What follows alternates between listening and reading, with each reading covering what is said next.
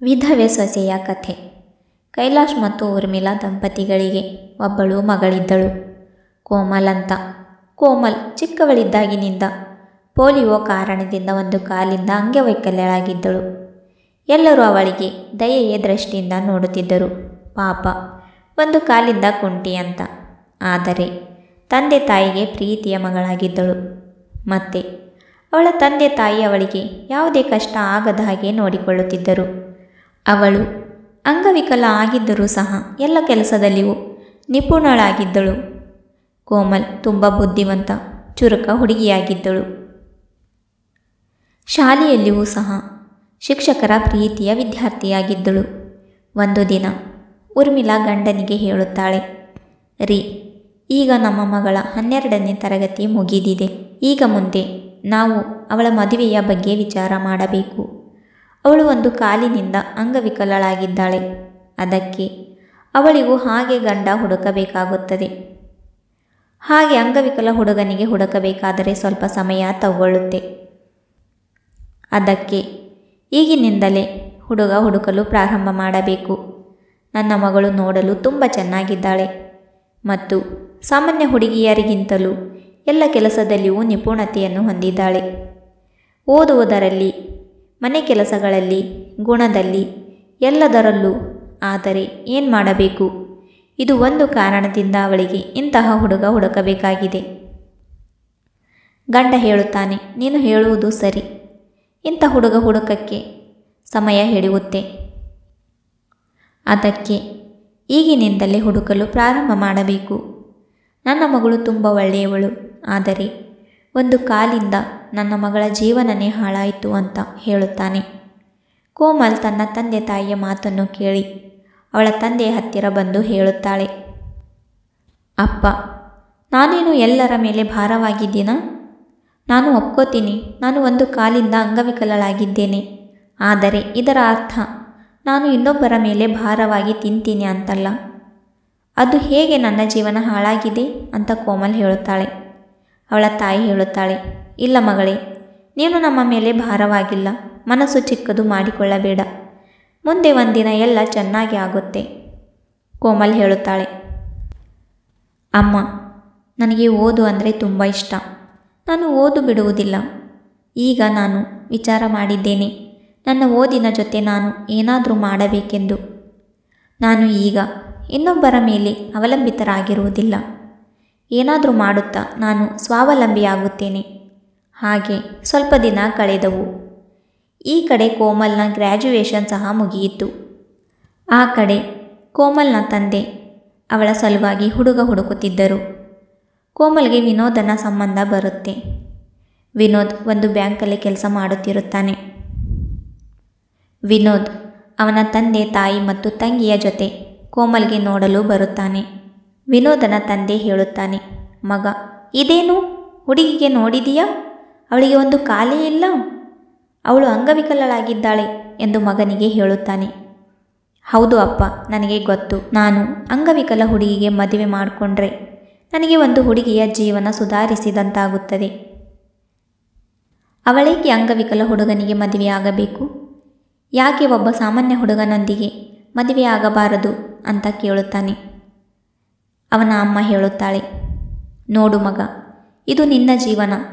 ಮುಂದೆ ಹೋಗಿ ಎಲ್ಲ ನೀನೇ ನೋಡಿಕೊಳ್ಳಬೇಕಾಗುತ್ತದೆ. ನಿನಗೆ ಯಾವುದು ಸರಿ ಅನಿಸುತ್ತೆ ಅದು ಮಾಡು. ನೀನು ಇವಳಿಗೆ ಮದುವೆ ಆಗುತ್ತೀಯಾ ಅಂತ ಅಂದರೆ ಆಗು, ನಮಗೇನು ಅಭ್ಯಂತರ ಇಲ್ಲ. ನಿನ್ನ ಜೀವನದ ನಿರ್ಣಯ ನಿನಗೆ ಮಾಡುವ ಹಕ್ಕಿದೆ. ನಾವು ಇಷ್ಟೇ ಹೇಳ್ತೀವಿ, ಯಾವುದೇ ಆತುರದಲ್ಲಿ ನಿರ್ಣಯ ತೆಗೆದುಕೊಳ್ಳಬೇಡ. ವಿಚಾರ ಮಾಡಿ ನಿರ್ಣಯ ತೆಗೆದುಕೋ. ಹೌದು ಅಮ್ಮ, ನಾನು ಚೆನ್ನಾಗಿ ವಿಚಾರ ಮಾಡಿ ಈ ನಿರ್ಣಯ ತೆಗೆದುಕೊಂಡಿದ್ದೇನೆ. ವಿನೋದ್ ಕೋಮಲ್ಗೆ ಹೇಳುತ್ತಾನೆ, ಕೋಮಲ್, ನಾನು ನಿಮ್ಮ ಒಳ್ಳೆತನದ ಬಗ್ಗೆ ತುಂಬ ಕೇಳಿದ್ದೇನೆ ಮತ್ತು ನೀವು ನೋಡಲು ತುಂಬ ಚೆನ್ನಾಗಿದ್ದೀರಾ. ನಾನು ನಿಮ್ಮನ್ನು ಮದುವೆ ಮಾಡಿಕೊಳ್ಬೇಕು ಅಂತ ಇದ್ದೀನಿ. ನೀವು ನನ್ನನ್ನು ಮದುವೆ ಆಗ್ತೀರಾ ಅಂತ ಕೇಳುತ್ತಾನೆ. ಕೋಮಲ್ ಹೇಳುತ್ತಾಳೆ, ವಿನೋದ್, ನೋಡಿ, ನಾನೊಬ್ಬಳು ಅಂಗವಿಕಲೆ. ನೀವು ಎಲ್ಲದರಲ್ಲೂ ಚೆನ್ನಾಗಿದ್ದೀರಾ. ಹಾಗಾದರೆ ನಮ್ಮಿಬ್ಬರ ಜೋಡಿ ಹೇಗೆ ಕಲಿಯುತ್ತೆ? ನಿಮಗೆ ನನ್ನಿಂದ ಏನು ತೊಂದರೆ ಆಗಲ್ವಾ? ಕೋಮಲ್ ನೋಡಿ, ನನಗೆ ಯಾವುದೇ ತೊಂದರೆ ಆಗುವುದಿಲ್ಲ. ನನಗೆ ಯಾವುದೇ ಅಭ್ಯಂತರವಿಲ್ಲ ನಿಮಗೆ ಮದುವೆ ಆಗೋಕ್ಕೆ.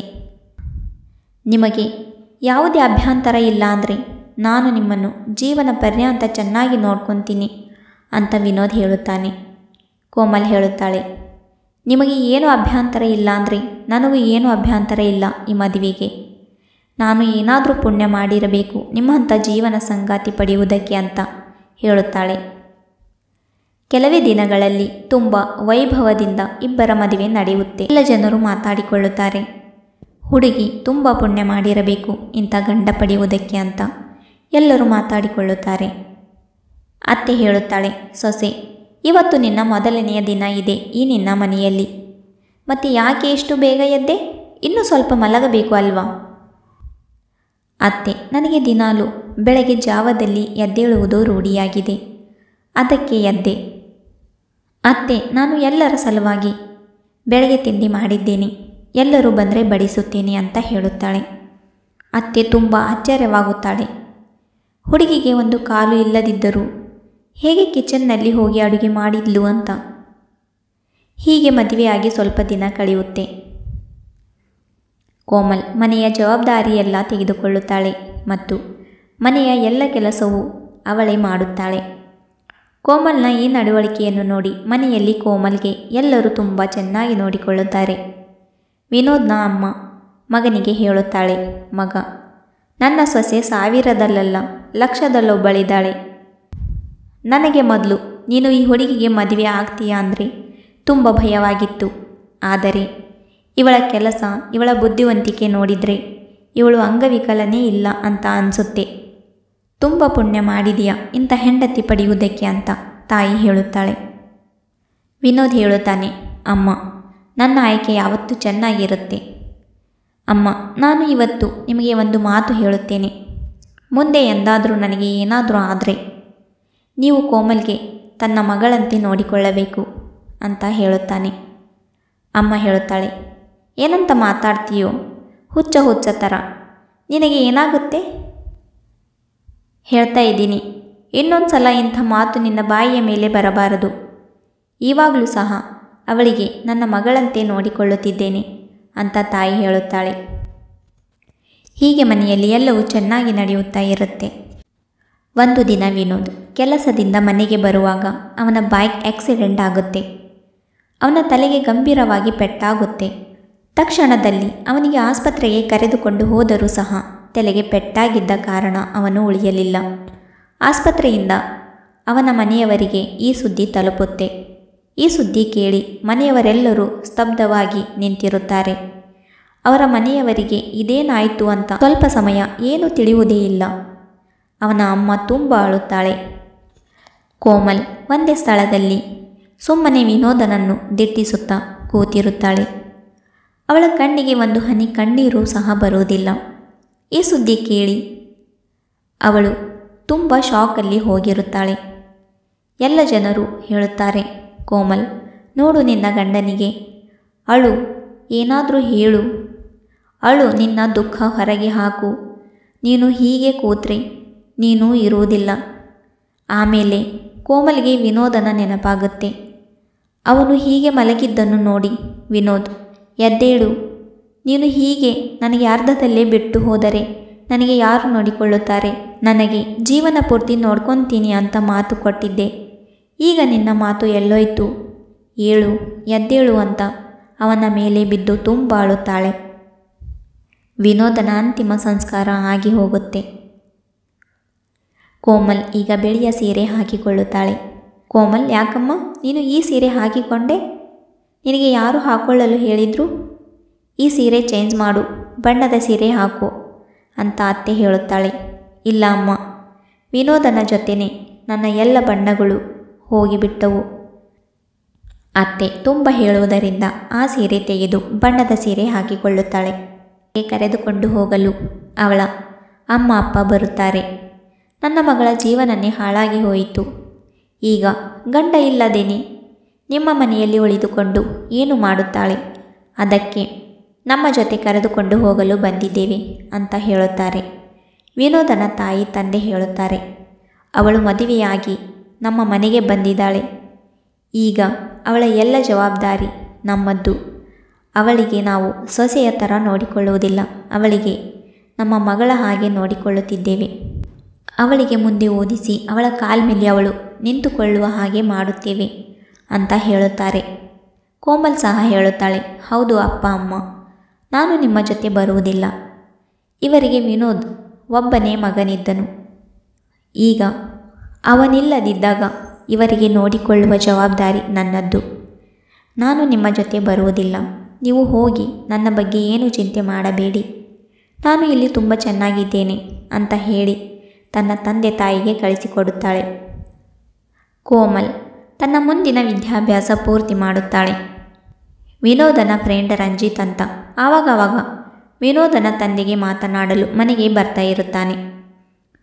ಮೊದಲಿನಿಂದನೇ ಅವರು ಪರಿಚಿತರು. ರಂಜಿತ್ ಡಾಕ್ಟರ್ ಇರುತ್ತಾನೆ.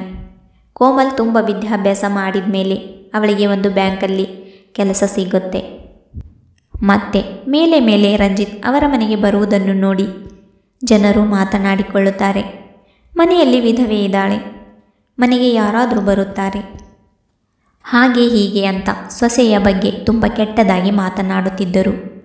ಈ ಮಾತು ವಿನೋದನ ತಾಯಿಯ ಕಿವಿಯ ಮೇಲೆ ಬಿದ್ದ ಮೇಲೆ ವಿನೋದನ ತಾಯಿ ಗಂಡನಿಗೆ ಹೇಳುತ್ತಾಳೆ, ರೀ, ಜನರು ತುಂಬ ಮಾತನಾಡಿಕೊಳ್ಳುತ್ತಿದ್ದಾರೆ. ಈಗ ಕೋಮಲ್ಗೂ ಕೆಲಸ ಸಿಕ್ಕಿದೆ. ಇನ್ನು ಅವಳ ವಯಸ್ಸು ಚಿಕ್ಕದ್ದು. ಅವಳಿಗೆ ಹೀಗೆ ಇಲ್ಲೇ ಮನೆಯಲ್ಲಿ ಕೂಡಿಸಿಕೊಂಡರೆ ಅವಳ ಜೀವನ ಏನಾಗುತ್ತೆ? ನಾವು ಅವಳಿಗೆ ಒಂದು ಒಳ್ಳೆಯ ಗಂಡ ನೋಡಿ ಮದುವೆ ಮಾಡಬೇಕು ಅಂತ ಹೇಳುತ್ತಾಳೆ. ಗಂಡ ಕೂಡ ಒಪ್ಪುತ್ತಾನೆ. ಹೌದು, ಹಾಗೆ ಮಾಡೋಣ. ಕೋಮಲ್ನ ಮದುವೆಯ ವಿಷಯ ತಿಳಿದು ರಂಜಿತ್ ವಿನೋದನ ತಂದೆ ಹತ್ರ ಬಂದು ಹೇಳುತ್ತಾನೆ, ಅಂಕಲ್, ನಿಮಗೆ ಯಾವುದೇ ಅಭ್ಯಂತರ ಇಲ್ಲ ಅಂದರೆ ನಾನು ಕೋಮಲ್ ಜೊತೆ ಮದುವೆ ಆಗುತ್ತೇನೆ ಅಂತ ಹೇಳುತ್ತಾನೆ. ಈ ಮಾತು ಕೇಳಿ ವಿನೋದನ ತಂದೆ ತುಂಬ ಸಂತೋಷಪಡುತ್ತಾನೆ. ರಂಜಿತ್, ನೀನು ಹೇಳ್ತಾ ಇರುವುದು ನಿಜನಾ? ನೀನು ನಿಜವಾಗ್ಲೂ ಕೋಮಲ್ಗೆ ಮದುವೆ ಆಗ್ತೀಯಾ ಅಂತ ಕೇಳುತ್ತಾರೆ. ಹೌದು ಅಂಕಲ್, ನಾನು ನಿಜ ಹೇಳ್ತಾ ಇದ್ದೀನಿ. ನೀನು ತುಂಬ ಒಳ್ಳೆಯ ಹುಡುಗ. ನಿನ್ನಂಥ ಹುಡುಗ ನಾವು ಹುಡುಕಕ್ಕೆ ಹೋದರೂ ಸಿಗ್ತಾ ಇರಲಿಲ್ಲ. ನಿನ್ನ ತುಂಬ ಥ್ಯಾಂಕ್ಸ್ ಅಪ್ಪ ಅಂತ ರಂಜಿತನ ತಲೆಯ ಮೇಲೆ ಕೈ ಸವರಿ ಆಶೀರ್ವಾದ ಮಾಡುತ್ತಾ ಹೇಳುತ್ತಾರೆ. ಕೋಮಲ್ಗೂ ಕೇಳುತ್ತಾರೆ. ಕೋಮಲ್ ಹೇಳುತ್ತಾಳೆ, ಅಪ್ಪ, ವಿನೋದನ ಸ್ಥಳ ನನ್ನ ಜೀವನದಲ್ಲಿ ಯಾರೂ ತಗೊಳ್ಳಲ್ಲ ಅಪ್ಪ. ಆದರೆ ನಿಮಗೆ ಇಷ್ಟ ಇದೆ ಅಂದರೆ, ನಿಮಗೆ ಈ ಮದುವೆಯಿಂದ ಸಂತೋಷ ಸಿಗುತ್ತೆ ಅಂದರೆ ನಾನು ಮದುವೆ ಆಗ್ತೀನಿ ಅಂತ ಹೇಳುತ್ತಾಳೆ. ಸೊಸೆಗೆ ತುಂಬ ಅದ್ದೂರಿಯಿಂದ ಮದುವೆ ಮಾಡಿಸಿ ಕಳಿಸಿಕೊಡುತ್ತಾರೆ. ರಂಜಿತನು ಸಹ ವಿನೋದನ ಹಾಗೆ ಕೋಮಲ್ಗೆ ತುಂಬ ಚೆನ್ನಾಗಿ ನೋಡಿಕೊಳ್ಳುತ್ತಾನೆ. ಸ್ನೇಹಿತರೆ, ವಿಡಿಯೋ ಇಷ್ಟ ಆದರೆ ಲೈಕ್, ಶೇರ್ ಆ್ಯಂಡ್ ಸಬ್ಸ್ಕ್ರೈಬ್ ಮಾಡಿ. ಮತ್ತೆ ಸಿಗೋಣ ಇನ್ನೊಂದು ಕಥೆಯೊಂದಿಗೆ.